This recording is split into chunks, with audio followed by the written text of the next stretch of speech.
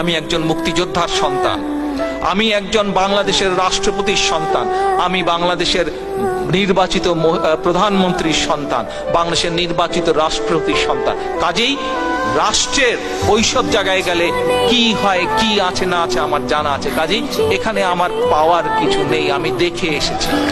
আজ আজ আজ আমি আমার বাবার রেখে যাওয়া আদর্শ পালনের চেষ্টা করছি।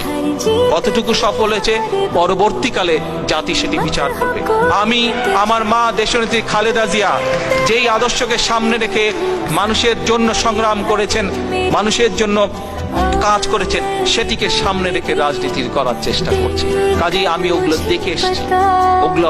ওগুলার মধ্যে আমার কোনো নতুনত্ব বলে কিছু নেই।